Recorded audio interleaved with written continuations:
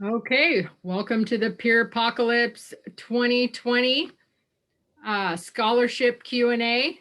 If that's what you are here for, you are in the right place. So to give you kind of an idea of what this will look like, we're going to go through clarifying our process for determining how scholarships are chosen out of all the applicants. Then we'll talk about the different rubrics we have for the people who are funding the scholarships. One is the Oregon Health Authority Office of Consumer Activities. And then the other one is MAPS, the Metro Plus Association of Peer Professionals. And then we have a couple of other funding sources for some other scholarships. And then we'll just talk about what it is we're looking for in responses to add a little just regular language to the rubric. And then there'll be time for Q&A. So glad you're here. Oh, I'm Janie Gullickson, Executive Director of the Mental Health and Addiction Association of Oregon, and I'd like to introduce the team that's here with me today. Sunny? Hi, everyone. I'm Sunny Briscoe, Chief of Staff for the Mental Health and Addiction Association of Oregon. I also lead the logistics and the logistical planning for Peerpocalypse. Hi, everyone. I'm Katie Reardon. I also work for Mental Health and Addiction Association of Oregon. The reason I'm here today is because I'm also a part of the Diversity, Equity, and Inclusion Committee at the organization. And that committee is the one that is in charge of scoring the scholarship applications. So we wanted representation from the committee as well. And Casey is our moderator, Casey Purdue. Hi, I'm Casey. I'll be moderating and taking your questions from the chat when we get there. And if anyone had submitted questions as part of their registration, that was one of the issues we were having, is trying to locate that bank of questions, if any of you had put those in. So I apologize, we couldn't find them. So if you could put your questions in the chat, we're happy to answer them if you had any ahead of time. Thanks again for your grace. So I'll have Sunny is going to share our process. Thanks, Janie. So just to clarify, we will answer all the questions at the end. Just allow us some time to go through the entire process and the rubric as well. And to start off, just so everybody's aware of our procedure, once the scholarship opportunity closes, we have our Peerpocalypse coordinator, who is Nicole Maupin. She pulls all of the scholarship applications and removes all identifying information such as name, email, address, phone number. And then she assigns each application a number that corresponds with that person. So once all of the identifying information is redacted from the application, it is presented to the Diversity, Equity, and Inclusion Committee. And the Diversity, Equity, and Inclusion Committee scores each application based off of the rubric, and they do this individually, not together. Once all of the scoring is completed, those scores are submitted to Nicole, the Peerpocalypse coordinator, who then processes all the information, puts it in order, and then, from highest number to lowest number based off of averages, and then presents that information to me. And then we go through and identify how many scholarships are available for each scholarship opportunity, and then release the identifying information to make sure there's no duplicates between each scholarship opportunity. So there is no limit to how many scholarships you can apply for. So let's say you live in Washington County. We have a specific Peerpocalypse scholarship opportunity for Washington County residents. So you could apply for the Washington County opportunity as well as the OCA opportunity, which is statewide. There's also the MACVO opportunity, which is specific for those who identify as certified recovery mentors or gambling certified recovery mentors in the Tri-County area. So potentially, if you are a CRM or a GCRM and you reside in Washington County, you could apply for the Washington County opportunity the OCA opportunity, and the MacBo opportunity. So that's why we do release the identifying information, just to make sure that we're not sending out duplicate scholarships to people. So, and then after that process is completed, we do notify each person that they have been awarded a scholarship. And we do give them a week to respond and acknowledge that they are accepting that scholarship. That for whatever reason, if they decline that opportunity, then we go back to their list and select the next person down.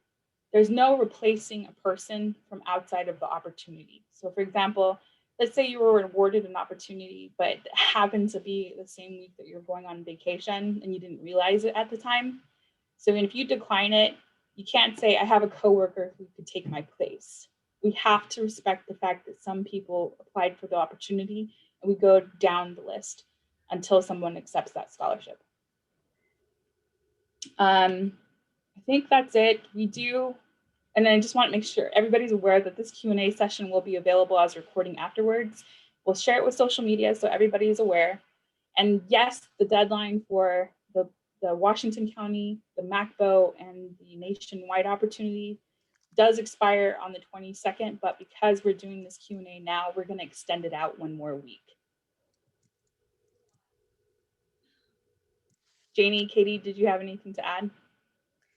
The only thing that I would add is that I also just want to make sure that everyone has access and doesn't have to go looking for the recordings. So I'm also planning on gathering everyone's email addresses who had registered and then directly emailing them a link to the recorded version. So if they happen to join us in the first 5 or 10 minutes and didn't stick around, we will send them that recording. Janie, did you have anything to add? The only thing I would add, you all covered it really well, is that the OCA scholarship application period will be beyond the extension. I think, how long is that going to be open? That'll be open for 1 month. So the deadline for the OCA application is March 22nd. So it'll be a 1 month available, open for 1 month. And we do have 24 scholarships available through the OCA opportunity. Washington County has 50 scholarships available. MacBo has 25 scholarships available. And then the national opportunity has 7. And Sunny, are these all online registrations? Yes, they're all online, but if at any time, you don't feel comfortable doing an online registration, you can email Peerpocalypse, the Peerpocalypse email. Casey, will you put that in the chat? And ask for a paper application or a Word document or a PDF, and we will send that to you. So that way, if you don't have access to internet, we can send it through the mail, or if your computer, if you would prefer to do it on a Word document or PDF, that's fine. Then you can just return it via email. And last question I have about what you've shared is are all the scholarships for virtual registrations only? Yes, this year, all of the scholarships are for virtual registrations only. And that is because we are unsure if Clatsop County, which is where we are hosting the conference, will be open.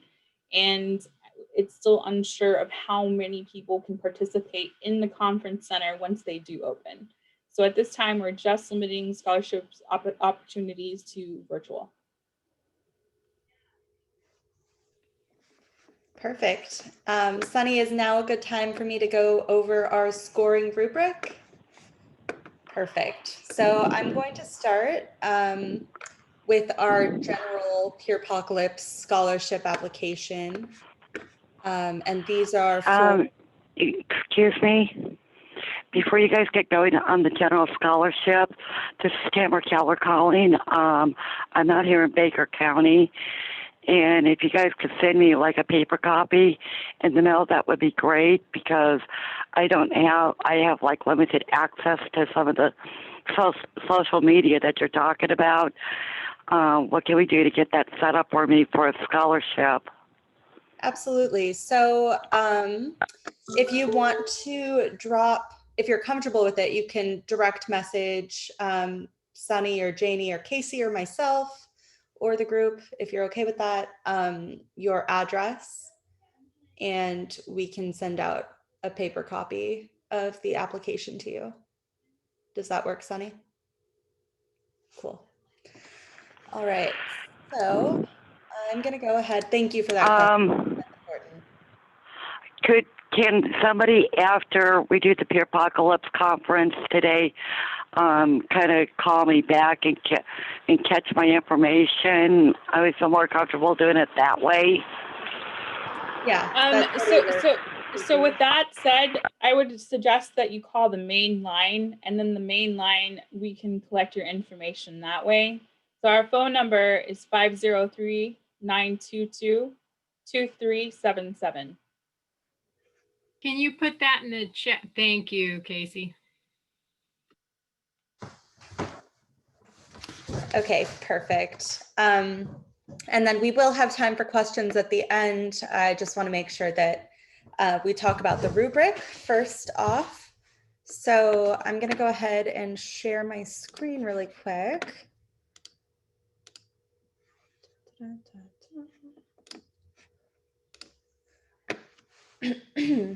Okay, can y'all see, Sunny, is that looking correct? Okay, cool. I'm sharing the window, so it should be good. Cool, so this is the rubric that the Diversity, Equity, and Inclusion Committee at MHAO uses to rank the scholarship applications. All of the opportunities except for the Oregon Health Authority OCA scholarship. So the first two application questions are, do you identify as a person of color? And the second is, do you identify with another underrepresented community? And the way that we have determined to score these is 1 point for each community listed. And for the first one, it also includes people who I don't necessarily identify with the phrase person of color, but identify specifically as Black, Indigenous, basically racial and or ethnic diversity. And then the second question has to do with other forms of underrepresented communities. The third question is, what other resources have you approached to fund your attendance to Peerpocalypse? So for if someone answers employed for pay in public or private sector or has full funding available through another source, we don't award points for that. We award 1 point if someone shares that they're employed for pay in the nonprofit sector by an employer with more than 25 employees. We award 2 points for those employed in the nonprofit sector by an employer with fewer than 25 employees. And then we award 3 points for people who are saying they volunteer, peer at large, or self-advocate with no other funding source. Question number 4 on the scholarship application is, please list councils, committees, boards, or other volunteer activities in which you are currently involved. We award 1 point for each volunteer activity listed. Question 5 is, how will you share what you've learned through attending Peerpocalypse with your own community? If someone doesn't answer, we obviously don't award points. If someone does take the time to respond but doesn't give specific examples of how they'll share it with their community, we award 1 point. And if someone shares and gives an answer with specific examples, we award 2 points. If they give the answer, they give specific goals and examples, we award 3 points. For question number 6, it's, is this your first time attending Peerpocalypse? If the person says yes, we award 1 point. And if they say no, we don't award any points. And then the 7th question is, if you are requesting an in-person scholarship, how do you plan to get to and from the conference? Which with this one, as Sunny mentioned, all of the scholarships for 2021 are going to be virtual opportunities. Just as she said, we don't know yet what we're doing on that front. So just keeping things streamlined. So we're not going to be using that question, actually. Is there anything else that is important for us to know about you when making the decision about your application? If you don't provide an answer, we don't award points for that question. We award you 1 point if you take the time to say that there's not anything. Oh, no. If you don't answer, we don't award any points. And if you do answer or share how it'll help you meet your goals, we award 2 points. So it's no points or 2 points. Perfect. All right, so I'm gonna stop the share really quick, or pause my share, and then I'm gonna pull up the other rubric. Katie, Yeah. before you move to the other rubric, this is Janie. I'd just like to just add and jump off a little bit of what you shared. Thank you very much for that great run through of the rubric. Some of the things that we're looking for in these answers is just speaking from the heart. Like, what is it? It doesn't have to be, we're using the words like goals, but they don't have to be like these set of formal, elaborate goals. It's just, yes, there's opportunities for continuing education credits if you're in the workforce. That's great. That's a great reason to network, to, to learn more about the peer workforce or different I mean, just speaking from the heart is really appreciated, because that way we know what it means to you to attend the conference for the first time, or maybe it's been a while since you've been able to go to the conference, or maybe you were there last year and you're still applying for a scholarship. That's great. But just sharing what it is. There's no right or wrong answer as far as that goes, when it's just you sharing your experience or what you hope to gain by attending. Absolutely. Thanks for that, Janie. I appreciate that clarification, because it can definitely feel like we're having all these expectations, but really, like, being part of the process, it really is about speaking from the heart. So thank you for that. Hi, this is Tamara Keller again. Could somebody go back over question 8 again? I didn't quite catch what you were saying about that. Absolutely. So question 8 is there anything else that is important for us to know about you when making this decision about your application? And as Janie was just talking about, that if you don't answer the question, we don't award points for that. But if you do answer the question and take the time to share how it'll help meet your personal or professional goals, then we award 2 points for that. Perfect. Thank you for asking that question. I'm going to go ahead and share my screen again. This is going to be— Thank you. Absolutely. Yeah, thank you. I'm going to go ahead and share my screen again, and now we'll be going over the rubric for the OCA scholarship application. For those of you who don't know, I know someone asked in the chat already. This is Oregon Health Authority. OCA stands for Office of Consumer Affairs. It's basically the branch of OHA that oversees behavioral health consumers, correct? Yes.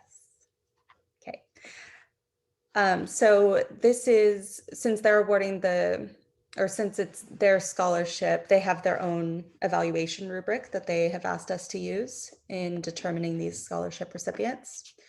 So their application is a little bit more scaled back, and I will go over the questions. So application question 1, why would you like to attend Peerpocalypse this year? How will attending the conference help you meet your personal, professional, or advocacy goals? If you don't answer the question, we don't award points for that question. If you do answer but don't give a reason for attending or share how attendance will help you meet your goals, we award 1 point. If you give a reason for attending and or share how it will help you meet your goals but not both, we award 2 points. And then we award full points if you both give a reason for attending and you share how it will help you meet your goals. Question number 2 on the OCA scholarship application is, have you ever attended Peerpocalypse before? If so, what year did you last attend? If you have attended it within the last 2 years, we don't award points for that question. If you have attended before but not in the past 2 years, we award 1 point. If you've attended before but not in the last 5 years, we award 2 points. And if this is your first time in attendance, we award full points. For question number 3, it's, do you have other ways to pay for your attendance at the conference? For example, with your own funds or through an employer, please explain. Similarly, this is similar to our other scholarship application question. We don't award points if the person responds employed for pay in public or private sector or has full funding available through another source. We award 1 point if the person responds that they're employed for pay in the nonprofit sector by an employer with more than 25 employees. We award 2 points if the person responds that they're employed for pay in the nonprofit sector but by an employer with fewer than 25 employees. And we award full points if the person responds that they volunteer, are a peer at large, or self-advocate with no other funding source. And then the last question is, please list any underrepresented communities that you're a member of. And we award 1 point for each group listed. So I'm going to go ahead and stop my share. And it looks like we have lots of questions in the chat, which is awesome. Yeah, Janie and Sunny, anything to add to that?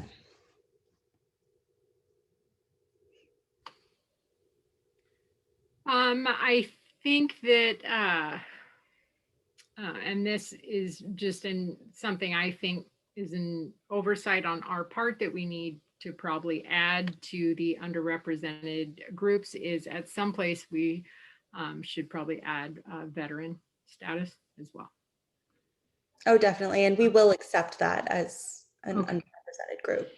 It's listed as an example under the application itself. Oh, good. Thank you, Sunny.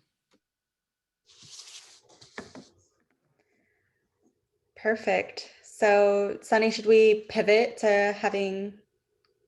Yeah, Casey, if you want to head us off with any questions that came through the chat, then we'll go through those and then open it up. Sure, absolutely. So we've gotten a few throughout the course of the meeting. So I've been just noting. So we'll just kind of start going in the order of how they came in. I'm going to go ahead and ask every question, even though I think some of them have been answered, just so we can quickly make sure everyone does have those questions answered. So the first is, are the scholarships available in Eugene, Oregon? I'm assuming 4 people in Eugene is, if that's what the... Yes, that's what the Oregon, the Office of Consumer Activities opportunity is for, is it statewide. So that's the second rubric that Katie went over. And that opportunity will be released right after this session is closed. So we'll send out a link for that opportunity. And if you call the office to have it mailed, we can collect your address and mail it to you, or you can email and ask about a PDF to be sent to you. So yes, the OHA Office of Consumer Activities opportunity, the OCA opportunity is statewide. Thank you, Sunny. The next question is, are there scholarships specifically for veterans like there was last year?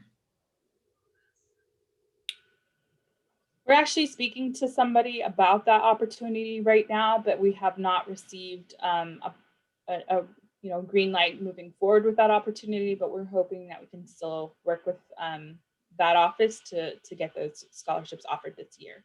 But it's dependent on that office. They might decide to award those scholarships directly instead of partnering through MHAO. And so as soon as we're aware of that opportunity, we'll make sure to post that in social media and email it out as well. Thank you. The next question is, I had a scholarship granted for the canceled event last year. Are those applications going to be honored or considered? So we did not cancel Peerpocalypse last year. We held it virtually. And so if you will email whoever that asked that question, if you email Peerpocalypse and kind of give us more detail about what happened, then we can look into that. But as far as I know, and I was part of that communication, is that we honored all of the awards. We just pivoted to a virtual setting instead of in person. So if you were awarded a scholarship but declined the virtual opportunity, then that stays with that year. But if there was some kind of miscommunication, feel free to reach out to Peerpocalypse email and we'll figure out what happened. Thank you. The next question, and you kind of already answered this with the OHA, OCA scholarship being a statewide opportunity. But there is a second part of the question we can discuss. So are there any scholarships available for Eastern Oregon? And then the second part of that question is, what do the scholarships all cover? So yes, the OCA opportunity does cover Eastern Oregon, and the scholarship opportunity this year only covers virtual participation. So part of that virtual participation is obviously accessing all of the workshops and evening events virtually, and also receiving a packet with the t-shirt, an abbreviated program, and any other goodies that our sponsors decide to give away. All right. And one other thing, and CEU credits. So virtual registration also includes CEU credits for all of the workshops and evening events and pre-conference events. So that'll be 1.5 CEUs per, what's 1 CEU per hour of participation. So 1.5 for a workshop. And Sunny, will that also include links to recorded workshops following the conference? It does include CEU credits for any recorded workshops after the conference. So let's say there's 8 weeks of workshop throughout the conference. But let's say Monday morning there's 2 workshops that you really, really want to go to, but you can't decide which one to go to. I would go for the one that's not being recorded. So go to the one that's not being recorded. And if the second workshop is being recorded, then you can watch that one later and collect the CEUs for that. So registration includes CEUs for live workshops and for any recorded workshops that you watch after the conference has ended. Thank you. So the next question is, can you list or email, or generally where are all the places to register or to find the applications for the different scholarships? I'll be sending. Scholarship. Oh, go ahead. Me? I'll be sending an email blast after this meeting, and also posting it to social media. But along with the recording of this meeting, I'll include links to all the scholarships, brief descriptions of them, and the due date of the application. Thanks, Katie. There is a question of, will there be a chance to go in person if possible? That's very hard for us to answer right now. Clatsop County just moved from extreme risk to high risk. So I think with high risk, they are only allowing like maybe 25 people in the conference center. So we do have to wait to see if they're actually going to move down to low risk. And we're hoping to have an firm answer from the conference center probably in April, early April, but until then, it's pretty up in the air as to whether that's going to happen.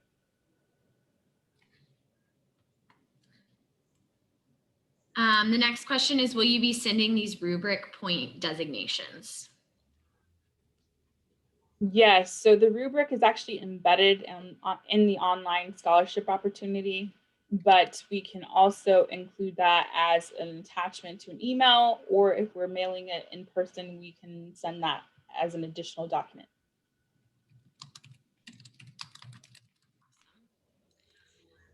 Let's see, that was all the ones I had taken already, but we do have a few more.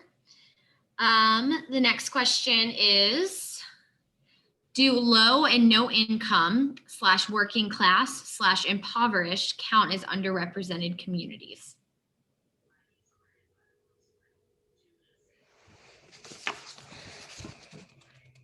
I think that question is covered through how you are accessing funding for the scholarship opportunity. So if you are purely volunteering and don't have funds available, then you would get the highest points available for that. Yeah, and that's question number 3. You also do get partial points if you work for a nonprofit.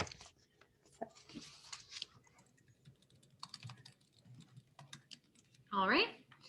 The next question is, does self-advocate term mean not working or volunteering at this time? I think in regards to the question on the rubric. Right, one of those, like we were talking about just now, question number 3, the highest amount of points is for people who say they either volunteer, they're a peer at large, or self-advocate with no other funding source. So maybe Janie and Sunny could elaborate on what those mean.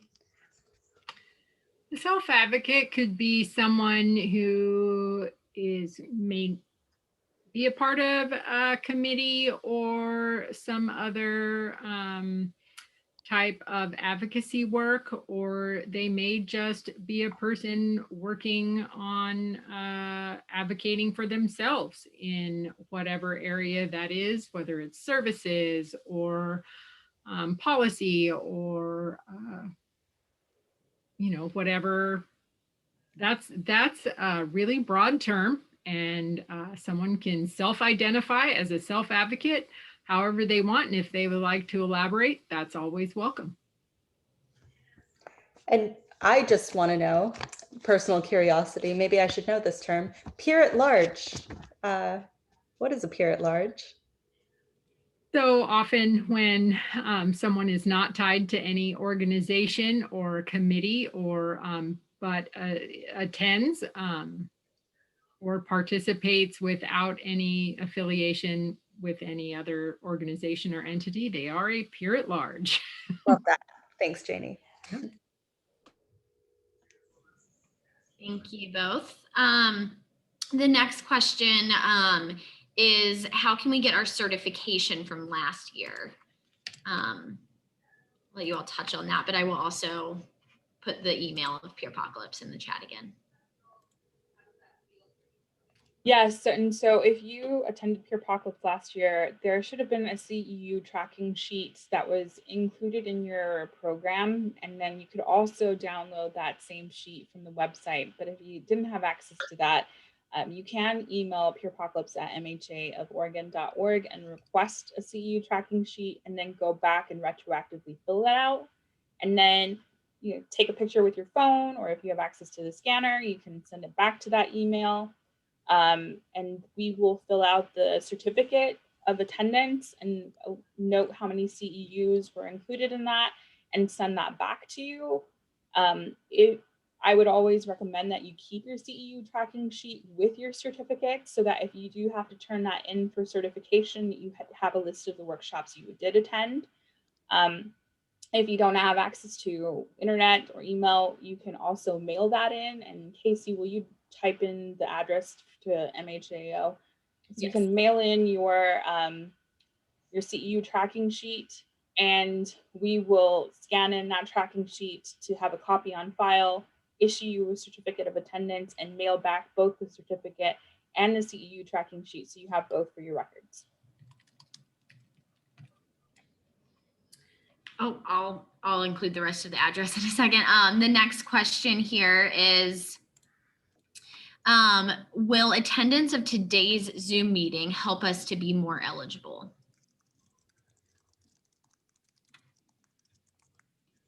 It won't as far as like points go, but what we hope is that if, you know, there was some need for clarification regarding the process, and Kevin, we shared in the beginning about how those, but we'll go over that again when your question comes up about how scoring is determined, or who does the scoring. But we hope it gives you, you know, support in what it is we're looking for, explanation of the rubric, and opportunity to ask questions. So I hope, you know, that gives you kind of a heads up or a help with filling out the application. But yeah, it's not going to give you an extra point in that way. Thank you, Janie. The next question is, what happens if they allow people to attend? So if you get a scholarship for a virtual attendance, what happens if we are allowed to have the in-person conference? Those scholarships are just for virtual participation this year. If we do end up having some element of in-person participation, it's going to be predominantly people who have already pre-registered. And so there has been a few. Again, it's very hard to tell how many openings we'll have because it's just very up in the air depending on what risk level the county is in. But the OCA scholarship is definitely restricted to just virtual scholarships this year, and that is not determined by us. That's actually determined by the Office of Consumer Activities. Sunny, what's the price point difference between a virtual registration and an in-person registration? Because, you know, we provide meals and stuff like that. The difference between a virtual participation and an in-person participation rate is $100. So the registration for virtual is $200. That's the value of that particular ticket, and an in-person ticket is $300, and the differential is to cover the cost of meals and the cost of renting the facility. Thank you. All right. The next question is, who is reviewing the rubric? So as I mentioned at the beginning, and Sunny, you can jump in too, the Diversity, Equity, and Inclusion Committee at MHAO reviews the rubrics. And just so everyone is aware, the Diversity, Equity, and Inclusion Committee is comprised of a diverse group of people within MHAO who also identify as peers. So they are either mental health peers, addiction peers, or both. The only person who does not identify as a peer on that committee is myself, and I do not weigh in on the scoring. And the names and email addresses and any identifying information are redacted, so they are not able to see names. So this next question, if the person who asked it would like to give more clarification, that might be helpful. But what we have so far is some while ago, there was an application for the event in an email sent to me. Do I have to complete a new application, or do you all use the one that I completed already online? So it is a new application, correct, Sunny? So it's a new application for the OCA opportunity. So again, if you do qualify for the OCA in that you reside in the state of Oregon and you identify as a peer, then you can apply for that opportunity. If you already applied for another opportunity, for example, the Washington County opportunity or the MACBO opportunity, and you would like to change or resubmit an application after attending this Q&A session, then just send us an email again at peerpocalypse@mhaoforegon.org, and we will, just go ahead and resubmit, and then we will just delete your other submission. We are going to reach out to everyone who submitted an application so far for a scholarship, along with this link to this recording, and they can watch it and decide for themselves if they'd like to resubmit an application. And then they just need to email us and we'll delete the prior submission. Awesome, thank you. All right, the next question is,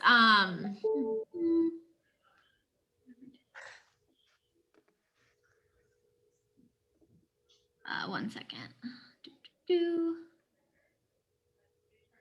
So assuming that you are able to attend in person, are meals provided during the length of the conference? Generally speaking, when we hold an in-person conference, we cover the meals for 2 meals. That could be either breakfast or lunch and dinner. Normally what ends up happening is that the hotel covers breakfast, right? You attend, you have a reservation at a hotel and they usually provide a breakfast. So normally what happens is we cover lunch and dinner. And if we do hold an in-person conference, this year is going to look a little different because of COVID. We will not be congregating in a big ballroom to have meals. What will happen is we'll have boxed lunches or boxed meals prepared in advance so that you can come in and pick up a boxed meal and do what you will.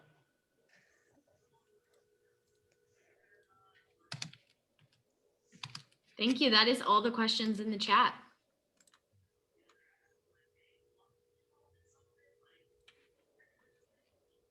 Thank you, Casey. And just, to also share why we're doing this Q&A, it's our first one. So we just felt as, multiple scholarship opportunities were happening. And this is the first year that OCA has asked us to help distribute and manage the scholarship applications.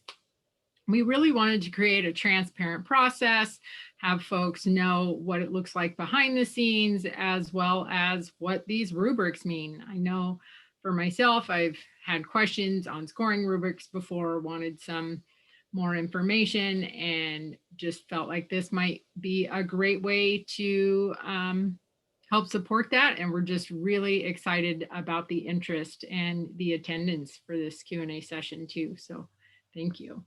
Absolutely. And if you all have questions, when I send out the email blast, you can also respond. It'll go to the Peerpocalypse at MHA of Oregon email address, and have any further clarification questions there as well. Can I ask a question verbally? I'm sorry. Yes. Yeah.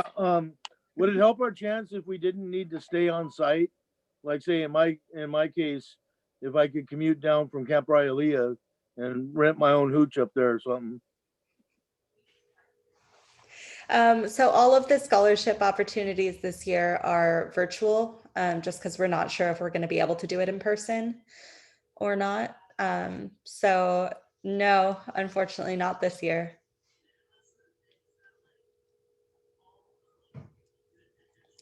Any other in-person questions? Yes. Dale.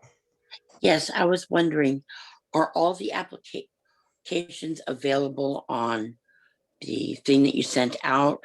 Or where do we find those applications? I want to make sure I get the ones that are available to me that I can fill. And I have to fill out each one, correct? Like one for OCA and one for Washington County. Correct. Yes, because there are different questions for each of those Okay. applications. The OCA application has different questions than the Washington County application, Okay. and they have So different qualifiers. Where So would I locate those? Sure. So Casey, will you put the Peerpocalypse website? It's actually on the Peerpocalypse website main page, the home page. So if you scroll down midway through the page, you'll see all of the links to the opportunities. But yes, each application is a little different. They have different qualifiers. For example, Washington County, you need to identify as a peer and actually be a resident of Washington County. For MACBO, you need to live in the Tri-County area. and also hold a CRM or a GCRM. So they'll ask those questions and you say yes or no to each of those. And then obviously the OCA opportunity is identifying as a peer and residing in the state of Oregon. And we'll include a recording of this Q&A session, as well as the procedure on that same homepage, so that everyone's aware of the process and has an opportunity to view this recording.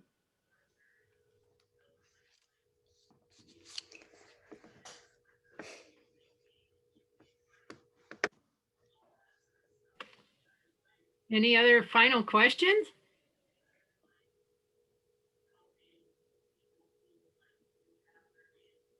All right. Well, I think we can wrap it up.